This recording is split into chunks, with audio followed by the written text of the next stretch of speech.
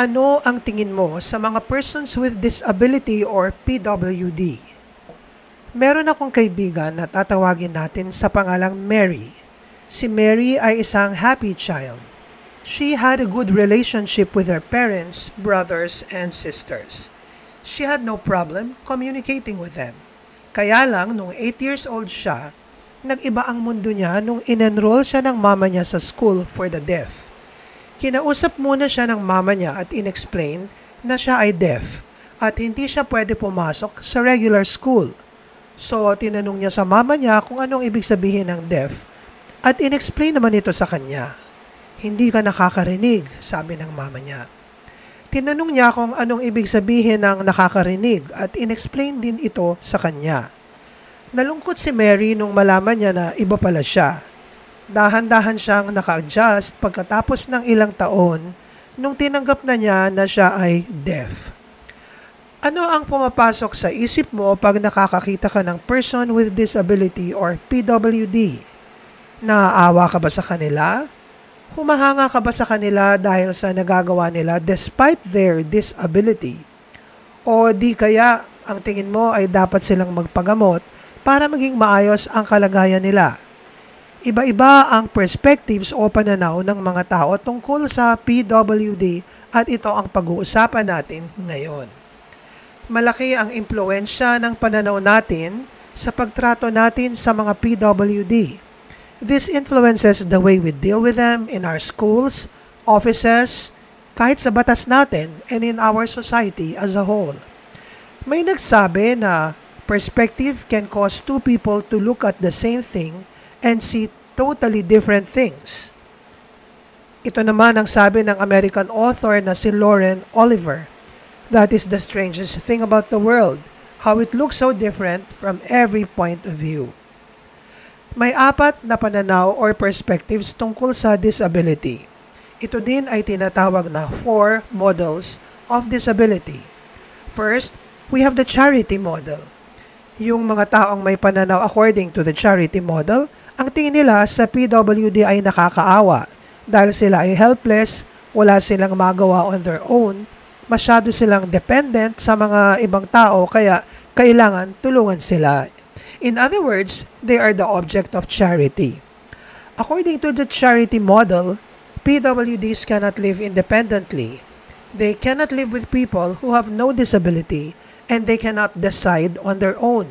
They must be separated from the rest of the community. They are helpless and they are in a tragic situation. Ang pangalawang perspective naman is the medical model. A PWD is broken and must be fixed. A PWD is sick and must be healed. According to the UNHCR, in discussing the 4 models of disability, people may believe that persons with disabilities need to be cured or need to be treated through medical interventions before they can actively join or participate in the community. Under the medical model, the PWD is impaired, kaya ang tawag sa kanila ay visually impaired, hearing impaired, and the like. Ang focus ay yung kanilang impaired condition.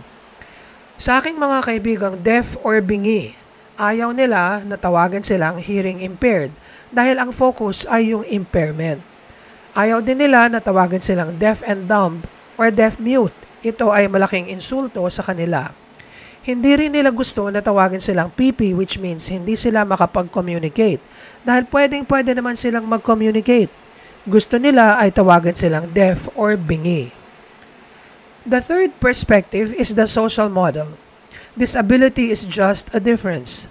At some point in our lives, we are not able to do certain things. Small children cannot reach certain objects. A sick person cannot do strenuous activity. A pregnant woman cannot do certain things at different stages of pregnancy.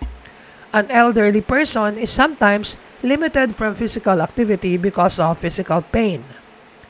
If we remove environmental, social, and attitudinal differences, then people can do things on an equal basis with others.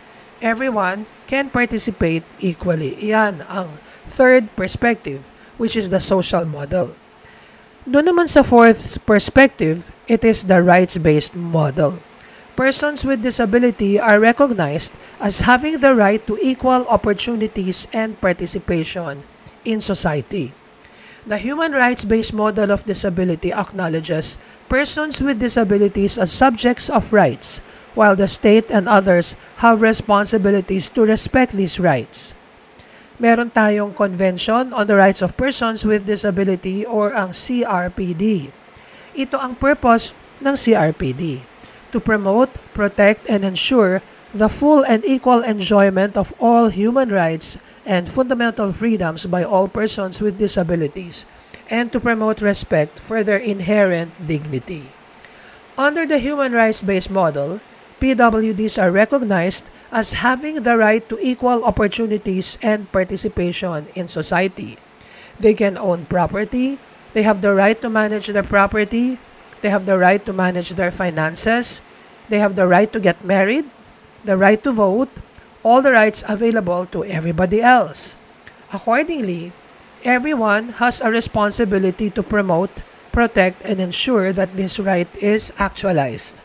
Further, persons with disabilities are viewed as having the capacity to claim their rights and make decisions that affect their lives. So kanina tinanong ko, ano ang tingin mo sa PWD? Ang pananaw mo ba ay ayon sa charity model? Nakakaawa naman sila. Or ito ba ay ayon sa medical model? Dapat may ayusin sa kanila. Or ito ba ang social model? Alisin ang barriers o harang para magawa nila ang mga bagay tulad ng nagagawa ng iba. Or rights-based model. Magkapareho lang tayong lahat na may karapatang pantao. We all have the same rights and opportunities to participate in society. So hanggang dito lamang muna tayo. Gagawa ako ng video tungkol pa rin sa PWDs, this time about the law that punishes public ridicule and vilification against PWDs. Meanwhile, let me share my favorite Bible verse with you. Micah chapter 6 verse 8. Do justice, love kindness, and walk humbly with God. This is Attorney Chato Olivas of Easy Law Online, simplifying law and empowering you. See you soon.